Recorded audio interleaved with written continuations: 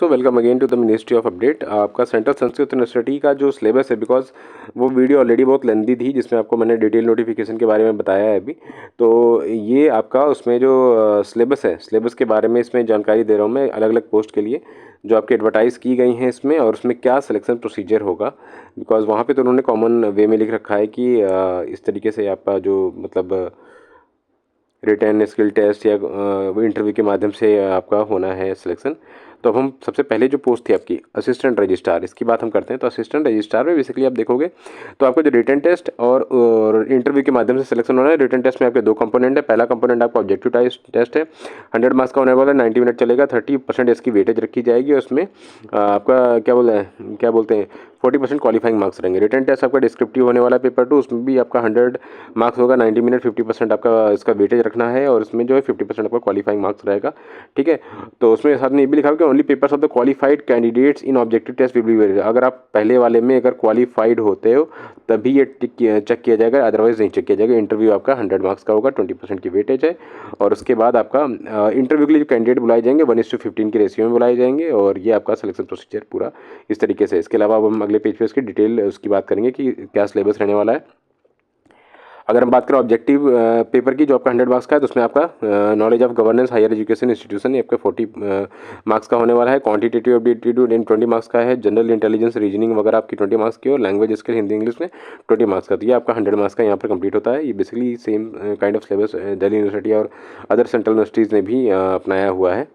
और इसके बाद अगर हम बात करें, अच्छा इस सिलेबस को इन्होंने डिटेल में यहाँ पर समझाया हुआ है, तो आप देख सकते हो क्या क्या टॉपिक्स इंक्लूड किए हैं पर टॉपिक में। अब हम बात करेंगे डिस्क्रिप्टिव टेस्ट की। तो डिस्क्रिप्टिव में आपको पहला जो टॉपिक होगा basic knowledge of constitution of India and Indian polity की बात करेंगे। उसमें ये सब टॉपिक्स आप कवर करके जाओ। और इसके अलावा एजुकेशन एडमिनिस्ट्रेशन, ठीक है, एंड मैनेजमेंट। तो उसमें देखिए आप देख ही सकते हो कि यहाँ पर जीएसटी की बात हो रही है, रेगुलेटरी बॉडीज़ की बात हो रही है, आईसीटी की बात हो रही है। तो हायर एजुकेशन सिस्टम में एनईपी वगैरह भी आप पढ़ लेना है इसमें साथ ही साथ। ठीक है, न्यू एजुकेशन पॉलिसी क्या है और higher education system in India, तो इसके बारे में यहाँ पूछा जाएगा। नंबर 3 पे आपका फंक्शनल एस्पेक्ट की अगर हम बात करें तो यहाँ पर देखिए आपका जीएफआर की बात कर रहा है, जेम पोर्टल की बात कर रहा है, सीसीएस सीसीए रूल की बात हो रही है, पेंशन एंड ग्रीवेंस की बात हो रही है।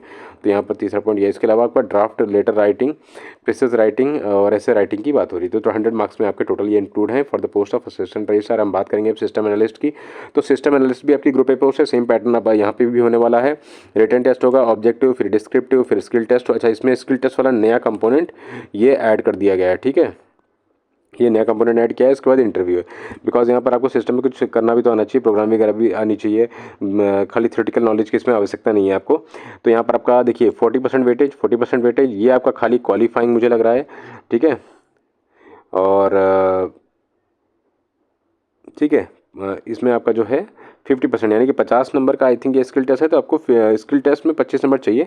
जस्ट एक क्वालिफाइंग टेस्ट है कि आप क्वालिफाई हो जाओ, और इसके बाद आपका इंटरव्यू है जिसका 20% वेटेज है। तो ये आपका बीच में क्वालिफाइंग टेस्ट और लगा दिया गया है। इसका हम डिटेल सिलेबस एक बार देख लेते हैं।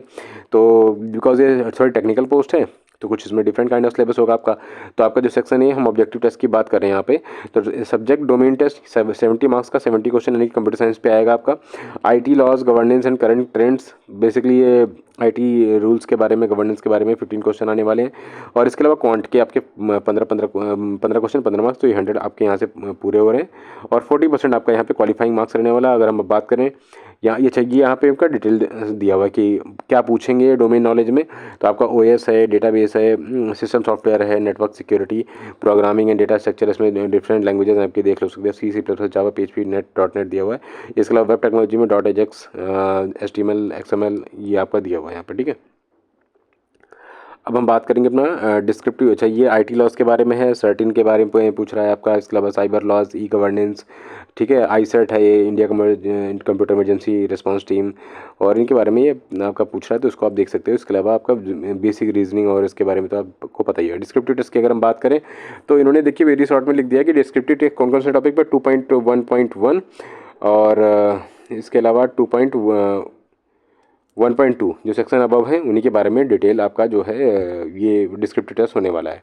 अब ये प्रोफेशनल टेस्ट जो आपका स्किल टेस्ट होने वाला है, इसमें lab test will be conducted to test the professional skill of the candidate expected on the job. तो बेसिकली आपको प्रोग्रामिंग वगैरह करा के देखेंगे कुछ काइंड ऑफ कोई स्किल टेस्ट होगा। Skill test most of the जो आपकी यूनिवर्सिटीज़ या कॉलेज इंस्टीट्यूट होते हैं ये डिस्क्लोज नहीं करते हैं, बिकॉज एक तरीके का क्वालिफाइंग टेस्ट होता है, तो आपको कुछ शायद आपका वेब डिजाइनिंग वगैरह का, थोड़ा बहुत प्रोग्रामिंग नॉलेज वगैरह का, या हार्डवेयर सॉफ्टवेयर का आपका थोड़ा बहुत टेस्टिंग करते हैं ये।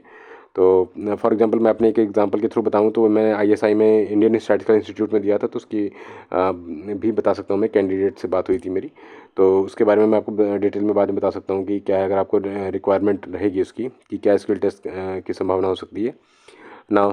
सेक्शन ऑफिसर की बात करें, सेम कंपोनेंट है, स्किल टेस्ट भी ऐड है। क्यों स्किल टेस्ट की ज़रूरत क्यों है यहाँ पर, तो देख लेते हैं कि स्किल टेस्ट में क्या पूछेंगे। सेक्शन ऑफिसर में तो आई थिंक कोई किसी से स्किल टेस्ट की रिक्वायरमेंट नहीं होती वैसे तो, बट इनको चाहिए, तो ठीक है। ये आपका सेम उसी तरीके का है जो आपका असिस्टेंट रजिस्ट्रार का है, ऑब्जेक्टिव टेस्ट। और इसके अलावा अगर हम बात करें आपका, अच्छा इसमें जनरल हिंदी इंग्लिश में भी देखो क्या दिया है आपको। ये हिंदी इंग्लिश का जो आपका सिलेबस है, क्वांट वगैरह तो आपको पता ही है, जनरल अवेयरनेस है, जनरल इंटेलिजेंस, रीजनिंग है। और इसके बाद अगर हम डिस्क्रिप्टिव की बात करें तो noting, drafting, agenda, minutes of meeting, आपका circular order, notification, presses writing, letter writing. इसके अलावा जनरल एडमिनिस्ट्रेशन के बारे में बात हुई यहाँ पे, CC, rural TC, FRSR, internal complaint committee, ठीक है, राइट टू इन्फॉर्मेशन एक्ट, ये सब आपका जो बेसिकली जो प्रोसीजर्स हैं जो अपनाते हैं डे टू डे लाइफ में, वो यहाँ पर पूछा गया है। इसके अलावा GFR वगैरह है, कैग के ऑडिट है, GEI है, जेम पोर्टल के बारे में बात करिए, PFMS, TADA, LTC reimbursement, payroll, पे फिक्सेशन, तो इसके बारे में आपको डिस्क्रिप्टिव में कुछ क्वेश्चन पूछेंगे। ये स्किल टेस्ट देखिए यहाँ पर लिखा हुआ है, अच्छा ठीक है, अगर स्किल टेस्ट ये है तो बिल्कुल सही स्किल टेस्ट है कैंडिडेट्स के लिए। नोटिंग ड्राफ्टिंग करनी है आपको 30 मार्क्स की, तो वेरी इजी है। Preparation of proposal, approval, office order, finance note.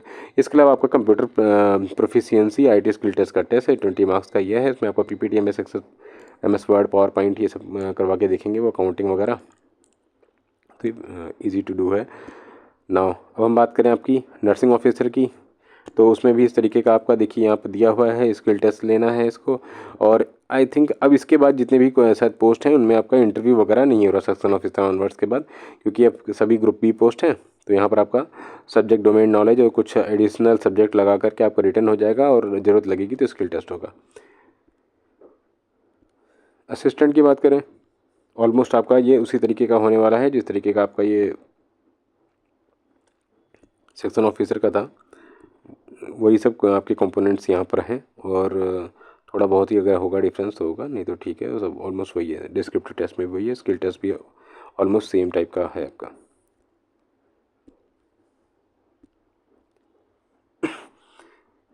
Guest house manager का आप देख सकते हो कि क्या रिक्वायरमेंट है गेस्ट हाउस मैनेजर के लिए। इसमें तो शायद कम नंबर ऑफ़ कैंडिडेट ही इसमें अप्लाई कर सकेंगे, बिकॉज में डिग्री मांगी है आपकी होटल मैनेजमेंट में।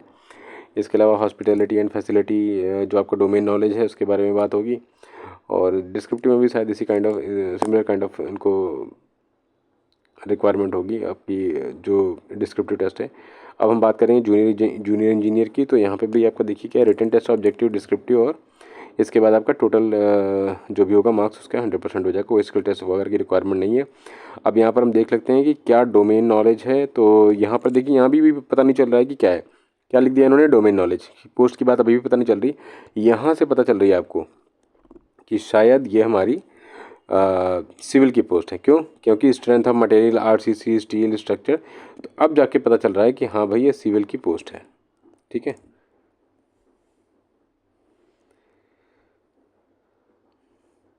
इसके बाद अब देख लो मेंसुरेशन वगैरह है जो ये सिविल वाले कैंडिडेट्स के लिए है अपना।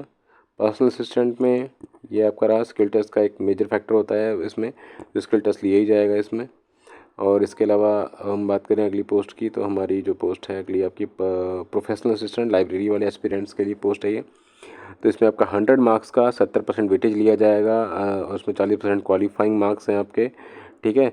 ये आपका है लाइब्रेरी वाला ही फील्ड रहेगा इसमें। और इसके अलावा आपका डिस्क्रिप्टिव टेस्ट की अगर हम बात करें तो ये भी आपका 100 मार्क्स का है, 30% का वेटेज लिया जाएगा, और इसमें आपका 50% क्वालिफाइंग मार्क्स है, ठीक है।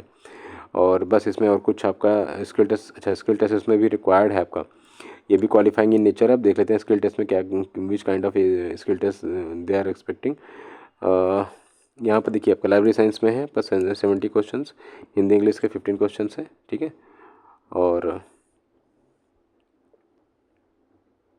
यहाँ पर सिलेबस दिया हुआ बेसिकली, और उसके अलावा क्वांट के 15 क्वेश्चन है। लाइब्रेरी साइंस में ये आपका डिटेल सिलेबस दिया हुआ है, तो आप ये देख सकते हो इसमें क्या पूछने वाले हैं डिस्क्रिप्टिव टेस्ट में। स्किल टेस्ट पे आते हैं तो इसमें लाइब्रेरी इन्फॉर्मेशन साइंस में procedure, rules, regulation, cataloguing, classification, computer operations, IT skills, reference skills, तो इसमें से कुछ भी पूछ सकते हैं। इसके अलावा देखो आप e office, MS word, MS office, IT skills, इनमें से कुछ आपका स्किल टेस्ट हो जाएगा 50 मार्क्स का, जिसमें आपको 25 रिक्वायर्ड है for qualifying the test, because selection तो आपका होना है आपके मेरिट पे। अब इसके अलावा एजुकेशन लैब में जो पोस्ट हैं, इनमें भी देखिए इस तरीके का आपका सिलेबस ये दिया हुआ है। इसको मैं स्क्रॉल कर दे रहा हूँ बिकॉज इस तरीके की कई पोस्ट हैं। टेक्निकल असिस्टेंट की, कंप्यूटर लैब वाली है, तो इसको आप अपने अकॉर्डिंग देख सकते हो। मेजर पोस्ट के लिए मैंने बात कर ली। स्टेनोग्राफर में आपका पर्सनल असिस्टेंट जैसा ही इसमें एग्जाम होने वाला है, जैसे पर्सनल असिस्टेंट का आपका कराया गया है, सिलेबस दिया हुआ है। अपर डिवीजन क्लर्क का भी आपका असिस्टेंट काइंड ऑफ रहेगा। इसमें भी आपको स्किल टेस्ट की रिक्वायरमेंट है, बिकॉज क्वालिफाइंग टाइपिंग स्पीड वगैरह रिक्वायर्ड है इसमें आपकी। और इसके बाद अगर हम बात करें आपका लाइब्रेरी असिस्टेंट, तो ये भी आपका जो प्रोफेशनल असिस्टेंट की पोस्ट है, सिमिलर काइंड ऑफ इसमें भी रखा गया होगा सिलेबस वगैरह आपका सेम काइंड ऑफ, बस लेवल थोड़ा डाउन कर दिया जाएगा because of the grade pay और the pay level of this post.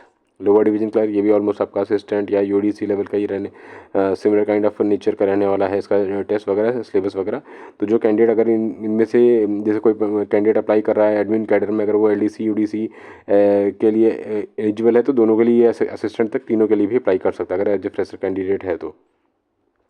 ठीक है ना। ड्राइवर वाले जो कैंडिडेट हैं जिनको अपना देखना है, जिनके पास अपना जो अपना ड्राइविंग लाइसेंस है और एक्सपीरियंस वगैरह है, तो वो इसके लिए देख सकते हैं। एमटीएस के लिए अगर हम बात करें, एमटीएस में भी कई काइंड ऑफ थिंग है, आपका लाइब्रेरी में भी है, अदर फील्ड में भी एमटीएस है, जनरल एमटीएस भी है, तो वो भी अपना सिलेबस के अकॉर्डिंग देख सकते हैं कि क्या उसमें रिक्वायरमेंट आपकी रहने वाली है। लाइब्रेरी अटेंडेंट ये काइंड ऑफ एमटीएस लेवल की ही पोस्ट है, बट ये लाइब्रेरी फील्ड के लिए, लाइब्रेरी के लिए होती है, तो इसलिए लाइब्रेरी अटेंडेंट दे देते हैं इसको नाम।